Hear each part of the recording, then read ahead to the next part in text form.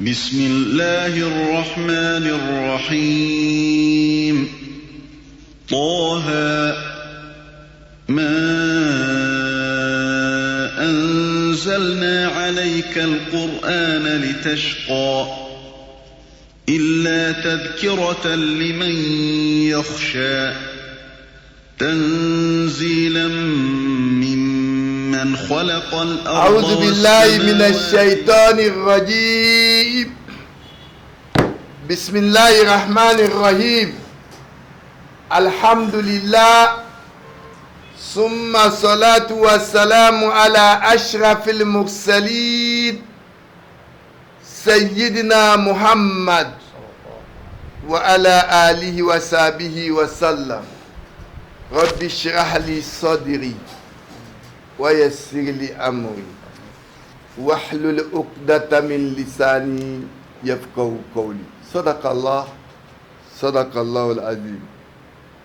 Chers fidèles en Allah, nous voici encore comme d'habitude au rendez-vous de notre essai d'interprétation des versets du Coran. Nous avons eu à dire, c'est Allah qui a révélé le Coran. Wallazi anzala alayka al-kitab. Certes, c'est Allah qui a révélé le livre. Quand on parle de livre ici, c'est le Coran. À toi, le prophète.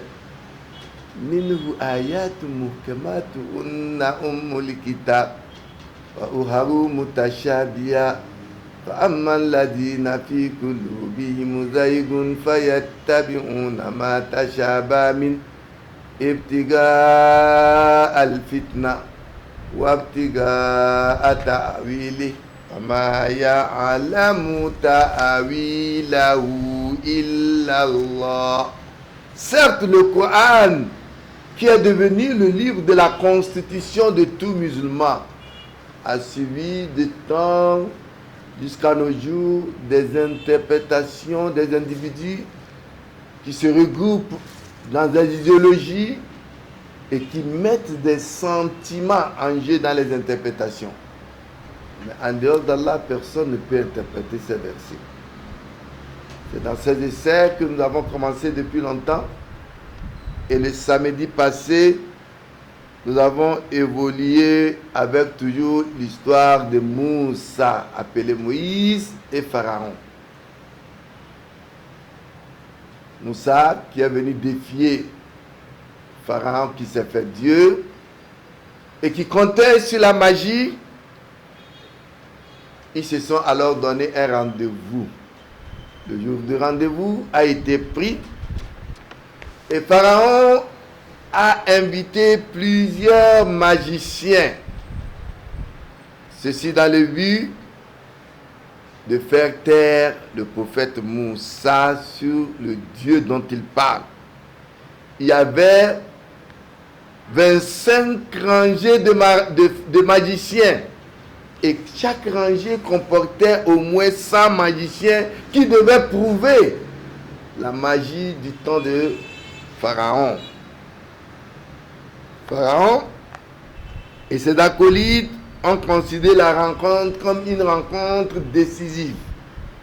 Et ils ont commencé avec leur magie.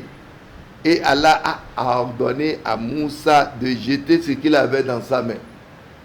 Vous savez, nous avons parlé du bâton que tenait Moussa. Qu'est-ce que tu tiens toi Moussa dans ta main? Il avait dit, cool. Il disait, c'est un bâton. Il utilisait d'abord pour son pâturage. Et il dit waliya mawaliya ukra. Et il a utilisé pour d'autres fins. Voilà encore une autre fin. D'où la magie de Pharaon. Il devait donc jeter le bâton qu'il tenait à main. Et c'est Dieu qui lui a ordonné de jeter. Si Pharaon jetait de lui-même, de son propre gré chez Pharaon, il ne se transformerait jamais en serpent. Moussa, pardon, astaghfirullah. Si Moussa jetait le bâton qu'il avait dans sa main, ce bâton ne se transformerait jamais en serpent. Mais comme c'est un envoyé de Dieu et que Dieu a voulu prouver que la magie de Dieu, le miracle de Dieu dépassait la magie de Pharaon, il lui a dit, jette ton bâton. Et ceci nous fait donc rappeler aux musulmans de faire attention avec des vendeurs d'illusions qui pensent qu'ils ont des miracles à faire et qui invitent des gens pour dire qu'ils ont fait les miracles. Au temps de Moïse, c'était la magie qui existait. Dieu devait envoyer Moïse pour prouver le miracle de Dieu. Et quand Dieu dit, Moïse, jette ton bâton, et il jette. Et ça devient en quelque sorte le miracle de Jésus, comme de Moussa. Moussa lui-même, de son propre gré, ne pouvait pas faire de miracle. Ainsi donc, ça devient le miracle de Moussa à travers l'ordre que Dieu lui a donné de jeter donc le bâton qu'il avait. Donc les magiciens furent déçus et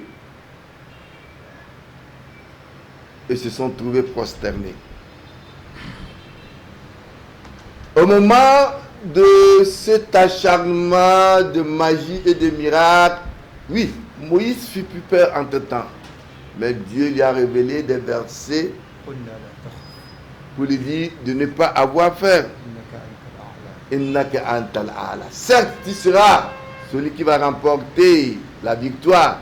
Et au moment où ces magiciens faisaient, ils étaient contents, Allah dit, Wallah yuflihu sahihu haïsouata.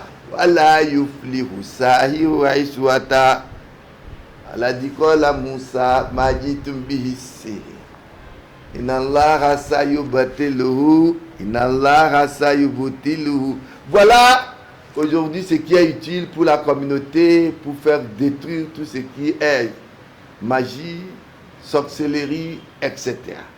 Voilà sur ce verset que les magiciens se sont trouvés prosternés devant Dieu de Moussa, que nous sommes arrêtés le samedi passé. Avec la permission d'Allah, nous allons continuer donc notre tafsir aujourd'hui à partir du verset 72.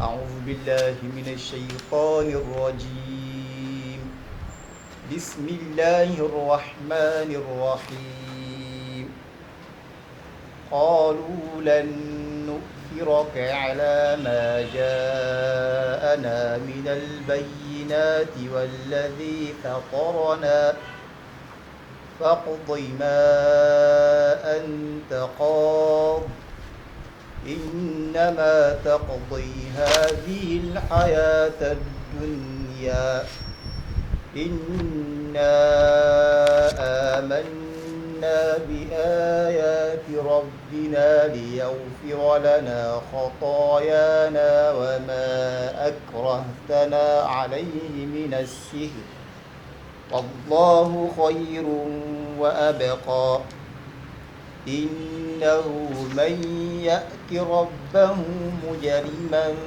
فإن له جهنم لا يموت فيها ولا يحيا ومن يأته مؤمنا قد عمل الصالحات فأولئك لهم الدرجات العلى جنات عدن تجري من تحتها الأنهار خالدين فيها وذلك جزاء من تزكى ولقد أوحينا إلى موسى أن أسر بعبادي فاضرب لهم طريقا في البحر يبسا لا تخاف دركا ولا تخشى فأتبعهم فرعون بجنوده فغشيهم من اليم ما غشيهم وأضل فرعون قومه وما هدى بسم الله الرحمن الرحيم قالوا لن نؤثرك على ما جاءنا من البينات والذي فطرنا فاقض ما أنت قاض إنما تقضي هذه الحياة الدنيا Allah subhanahu wa ta'ala continue avec son verset au verset 72. Rappelez-vous,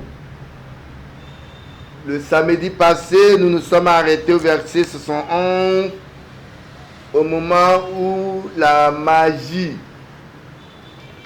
de Pharaon a été déçue avec tous ces magiciens qui se sont mis prosternés devant Dieu de Moussa, ou Moïse, si vous voulez. Pharaon était encouru. Il était donc en colère. Il a menacé tous ces magiciens de leur couper la main et de leur infliger une punition exemplaire. Il leur avait demandé, à savoir qu'il leur a demandé de se prosterner en culte d'adoration au Dieu de Moïse. Alors, le verset suit au verset 112 quand il dit Qalu lan nusira laka ala ma ja'ana minal bayyinat. Il dit nous ne te préférerons jamais à ce qui nous est parvenu de la part. C'est-à-dire, de la part, les preuves que Moïse vient de montrer est un miracle de Dieu. Et si toi, Pharaon, tu décides de nous punir, nous couper la main, nous tuer à cause de cela, nous ne sommes pas prêts donc à te préférer, ni à celui qui nous a créés. On ne peut pas te choisir, rien d'autre que de choisir celui qui nous a créés. Walladhi fatorana. Celui-là qui nous a créés. Alors il dit Faqdi ma anta biqadi, décrète donc ce que tu as à décréter. Alors innama taqdi hadhihi al-hayat ad-dunya, tes décrets ne touchent que cette présente vie.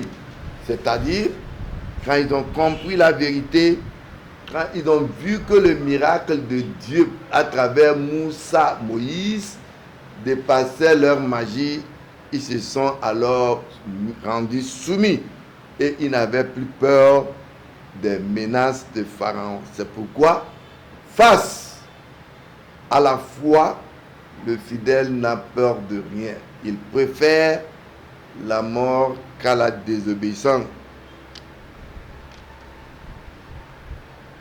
Alors, c'est comme ça, dans un autre verset, Allah dit Qalu inna ila rabbina munqalibun. Naam, bismillah.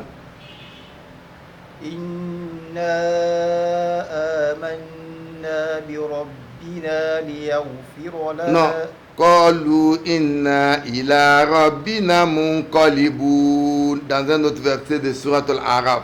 Wa ma tankim minna illa an amanna bi ayati rabbina lamma ja'atina rabbina afriq alayna sabra wa tawaffana muslimun.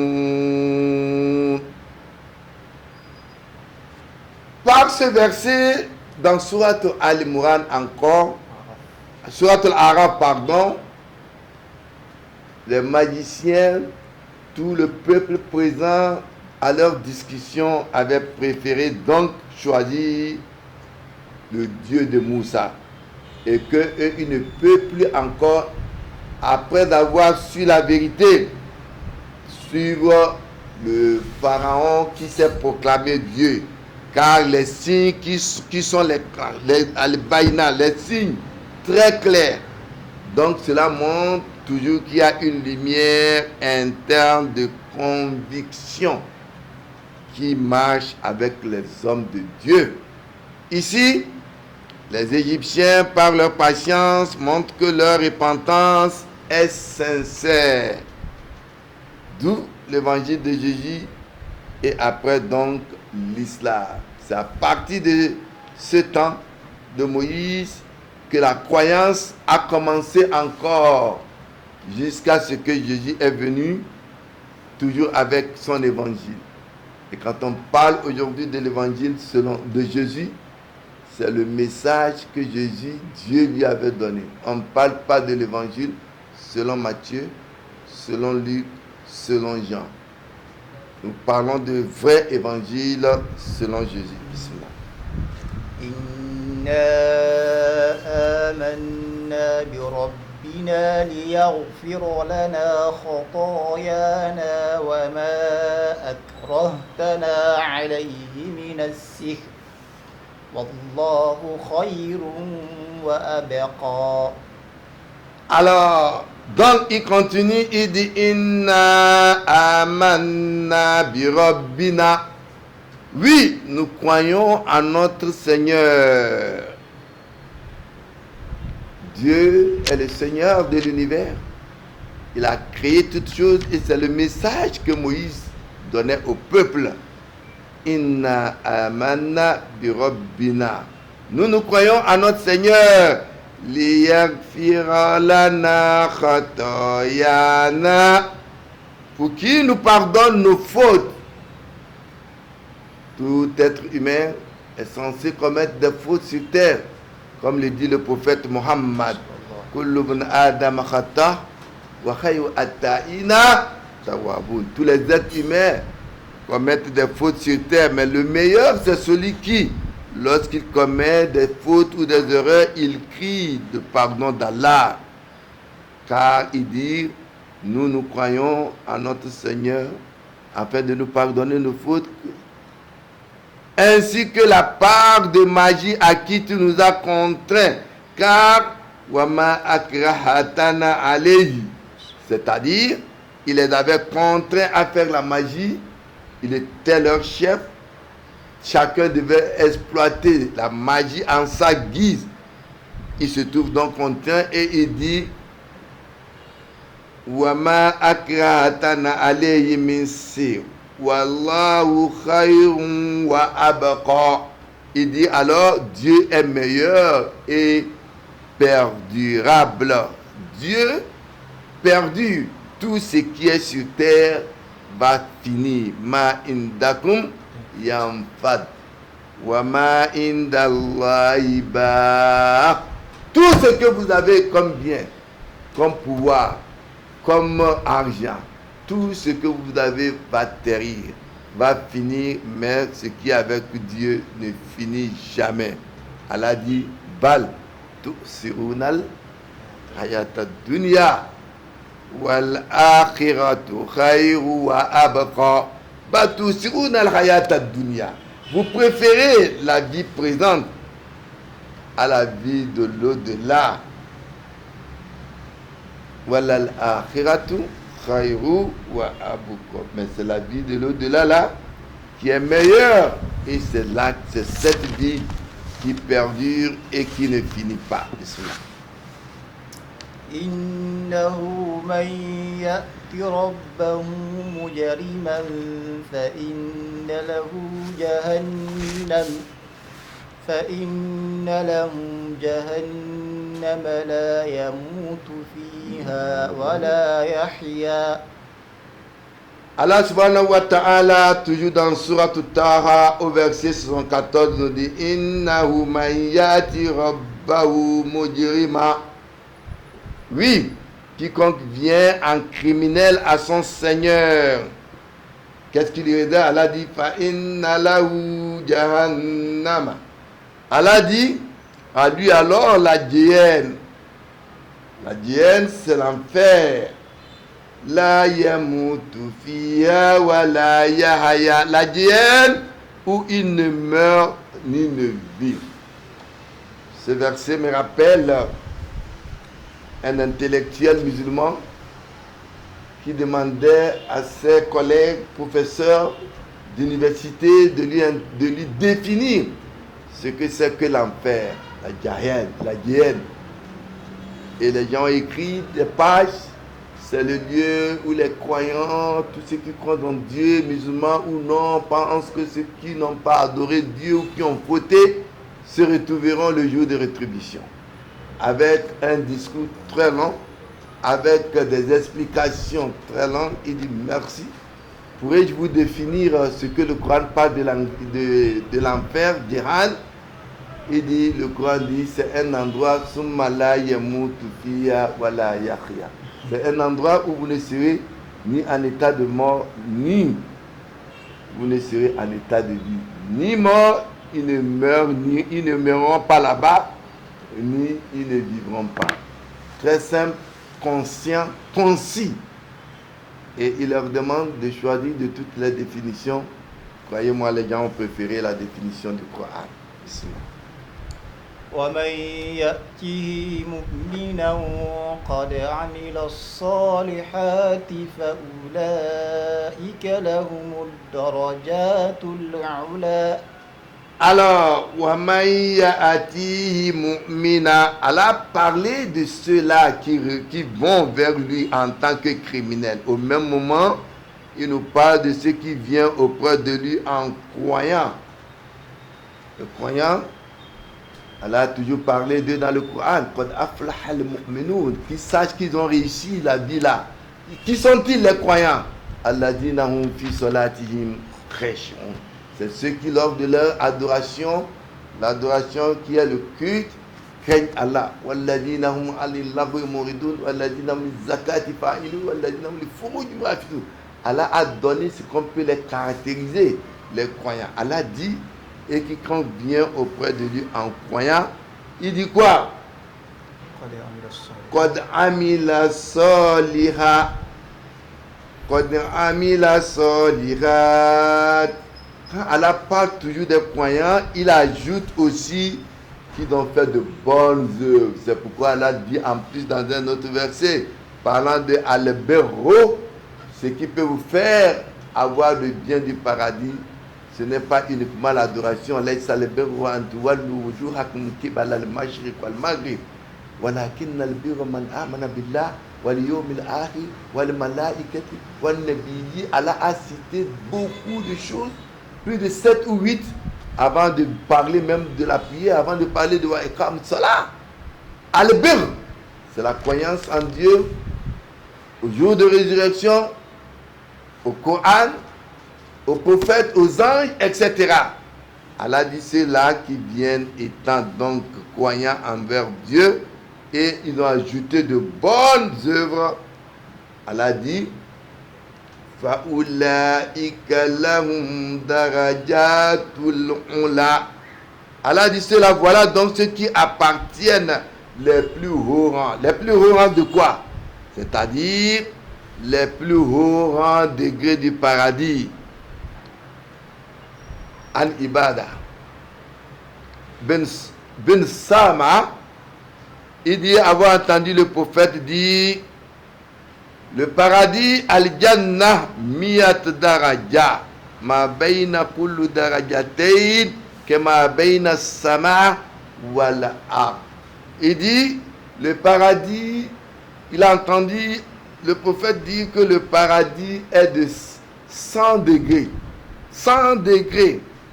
Et il ajoute que entre chaque degré, entre 2 degrés, ma bayna kullu darajatayn que bayna sama wal ard. Entre 2 degrés de paradis, la différence, c'est comme la différence entre la terre et les cieux. Bayna sama wal ard. Entre la terre et le ciel, ça veut dire à peu près 150 000 km, la distance qui sépare la terre au ciel. 150 000 km entre chaque paradis. Et vous voyez, il nous dit qu'il y a 100 degrés. Notre intelligence ne peut pas comprendre, ne peut pas assimiler. Allah nous a dit il ne nous a pas donné d'intelligence. Les philosophes parlaient de notre intelligence d'être 1 millième, mais le Coran dit non, c'est un peu. Ça n'atteint pas ce que l'oiseau peut venir prendre dans la mer. Et le prophète dit de ces paradis-là, wal firdaus a'ala. Le paradis de Firdaus dépasse tous ces paradis-là. A'ala daraja. Et il dit, fa'iza sa'altumullah, quand vous implorez Allah pour le paradis, fas'aluhu li firdaus. implorer le paradis, appeler à l'Firdaus. Qu'Allah nous accorde le paradis. Allah dans un verset dit Inna alladhina kafaru.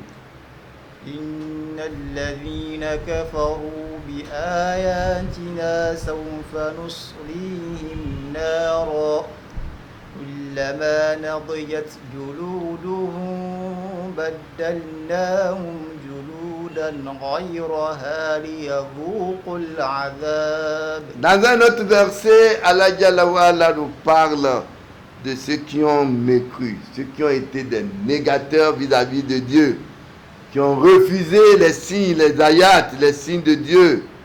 Allah dit, leur punition, ils seront jetés dans la géhenne. Et chaque fois que leur corps, leur peau s'est détenue, alors leur corps, la peau, se brûle et qu'il s'efface, Allah dit, Baddalina mujludan aha. Allah va faire renaître une nouvelle peau.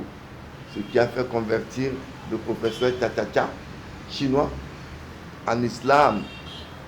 Ce verset qui lui fait comprendre que la peau, Allah va le faire régénérer et qu'il avait cru avoir lui fait des recherches scientifiques sur le fait que le corps va se régénérer.